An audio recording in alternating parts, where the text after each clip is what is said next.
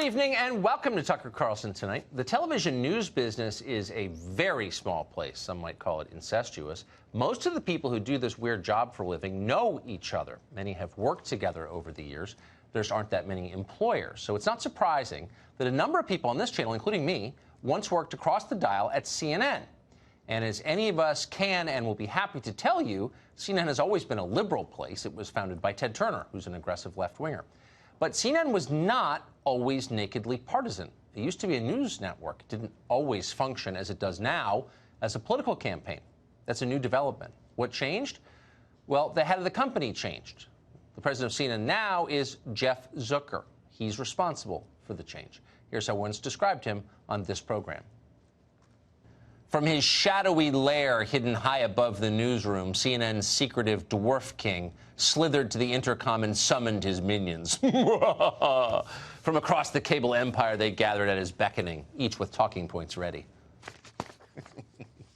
So if it sounds like something out of Harry Potter, that's because in some ways it is.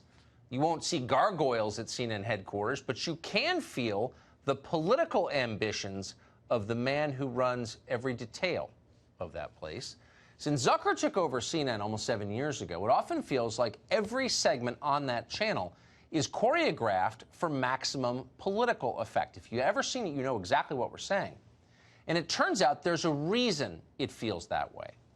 Earlier today, the group Project Veritas released a series of audio and video recordings it says were made by someone within CNN. Now, as of tonight, we have not independently verified the tape we're about to show you. We did call over to CNN and ask them that they did not respond. But we have no reason to believe any of this is fake. The recordings we're about to show you indicate Zucker is dictating every detail of CNN's programming and doing so with clearly partisan objectives in mind. Here's one example. This is Zucker telling his minions how to shape the coverage of Senator Lindsey Graham of South Carolina. Watch. So I just want to say on the Lindsey Graham front, I know that there's a lot of people at CNN that are friendly with Lindsey Graham. Time to knock that off, and it's time to call him out.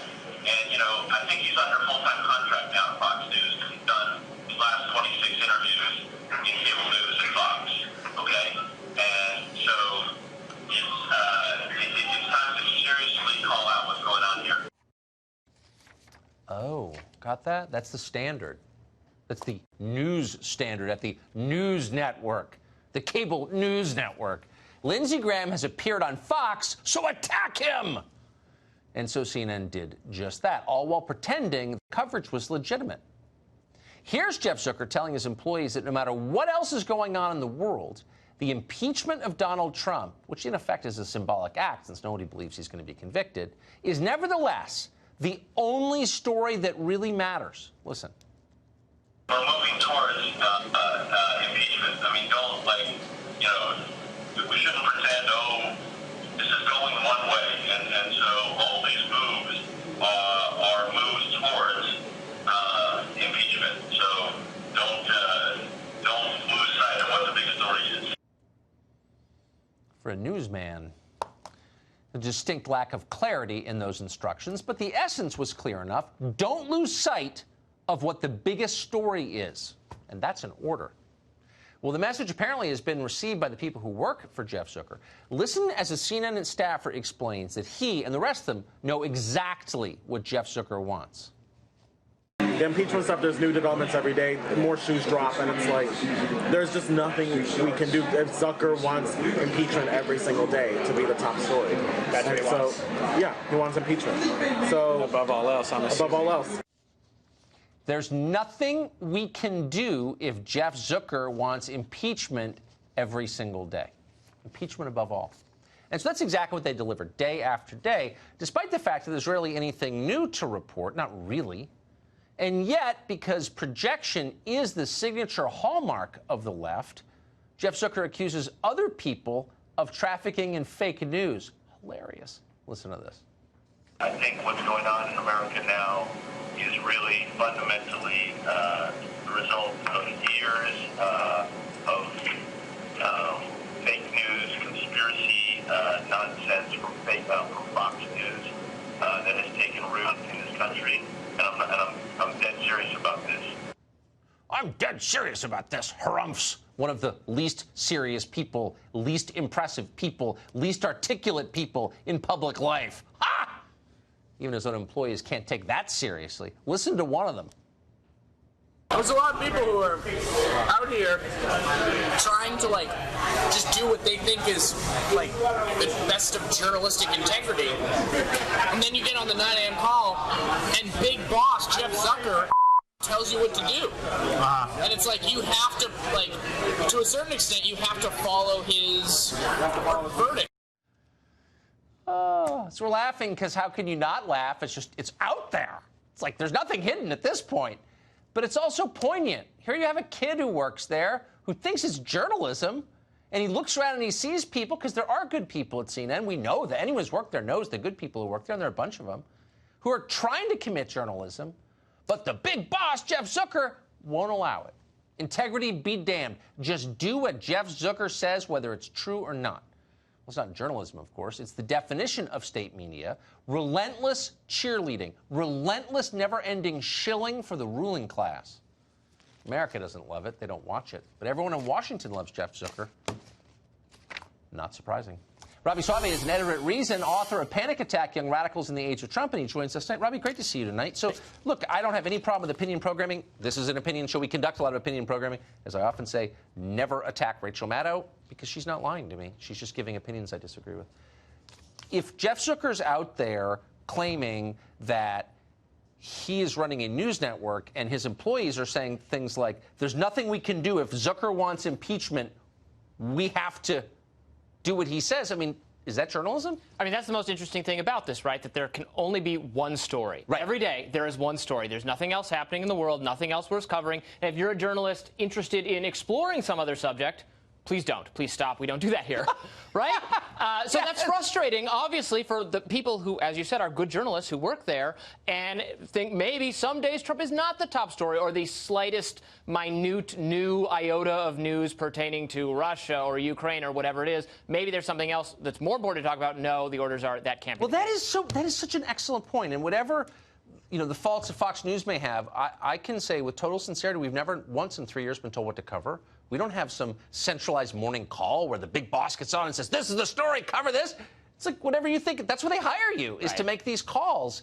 CNN, it's a command and control system. That just itself seems like a bad idea. Well, and they act like they're these perfect purveyors of knowledge that can never err. I mean, I disagree with things people say on Fox because there's a range of people who say them on Fox. They disagree internally. Yes, but that's healthy. That's true. I agree. There's nothing wrong with that. But these other networks, some of them, these other mainstream news outlets, they act as if they represent some sensible center position that is sort of beyond reproach. It's different than what you're doing, right? What you're doing is weird or strained. What they're doing is just purveying objective information, and they're not on anyone's side. And I think the thing that's happened over the last couple of years, right, is people have realized that's not true. They've stopped believing that sort of lie, that narrative lie about what other journalists do. So why wouldn't, if you were CNN, you just be honest and say, and maybe you have a couple of people who really are right down the middle, Wolf Blitzer, you know, pick one or whatever, but you say the rest of these guys, Don Lemon and the Cuomo kid, like, they're obviously partisans. There's nothing wrong with that. Why insult us? Continue to insult us by pretending otherwise. Exactly, because you actually can do good journalist as someone with opinions. In fact, I couldn't agree more. Most people do have opinions, right? That's kind of the galling thing here, pretending that you're an objective purveyor of the truth when we know you have opinions. Exactly. And maybe that's the good thing about all of this. It's now more out in the open. Yes. I think more people realize that, no, there are opinions, and you should take that with a grain of salt when you're considering the information you're being given. Exactly. Stop lying, and we can get along. Yes. Robbie, great to see you tonight. Thank you. My pleasure. As Project Veritas's footage does make clear, Jeff Zucker's regime at CNN is only possible with the help of others at the network. Don Lemon is, I mean, love him or hate him, he's blatantly, like, anti-Trump, he's blatantly left. So maybe Don Lemon could disclose that, but CNN makes it appear as though we have 24 hours of unbiased news. That's not true. I have a sense that Nick Neville kid's in some trouble tonight, unfortunately. Author and columnist Mark Steyn joins us to assess all of this. What do you make of what we've learned tonight, Mark? Well, it helps to confirm why CNN is in the state it's in. If you recall, I think this was the year before President Trump came down that escalator. CNN went nuts over the Malaysia Airlines jet, right, leading up to their fantastic theory that the jet had flown into a black hole, which you may recall their respected journalists were advancing at one point. And you can say what you like about that, but that has a kind of objective, surreal nuttiness all of its own. It's in the tradition of a lot of tabloid huckstering and other things, but it's not just putting yourself at the service of one political party and doing the bidding of that party. And I think that's been a disaster for CNN. You talk about Jeff Zucker. He has a network to run. And it seems to me a lot of the things that are terrible about CNN, before you get to the bias, its sets look dreary compared. I mean, I say this with whatever objectivity you take it with, but I think its sets look dreary compared to Fox. I think its anchors are not compelling. When it has big special events, such as its rather curious LGBT debate the other night when Joe Biden started riffing on gay bathhouses, in theory, that ought to be must-see TV, but it was a ratings bust because of the way CNN cover that. So there are actual things that, as a television executive, Jeff Zucker should be trying to correct. And once he's made it less bad in television terms, then if he wants to attend to his political biases, he would at least have accomplished his primary task, which is to be a functioning television executive. Well, that's the interesting fact of all of this. I mean, CNN, for all of its effort to carry water for the Democratic Party, that's not actually working. So what is the point of this? No, it isn't. And they're in this terrible trap because they started as the first cable news channel, and they had a kind of USA Today image. People just thought of it as something that's there. When you go to the airport, it's there. Like USA Today is outside your hotel room door when you're staying at a Marriott or whatever. When you go to a foreign hotel in Amman, in Jordan, or wherever, they've got CNN International playing over as you watch your breakfast in the restaurant. So they have this bland image. And yet, at the same time, they're hyper-partisans, and they can't make those two things align properly. I mean, CNN right now is the most irrelevant of the networks. If you want hardcore lefty propagandists, they do that. Say what you like about MSNBC, it's totally true. But they do that better than CNN. I know, much better, and it's actually interesting. I think. I mean, I watch in the gym every day. Mark Stein, great to see you. Thank you for that. Thanks a lot, Tucker.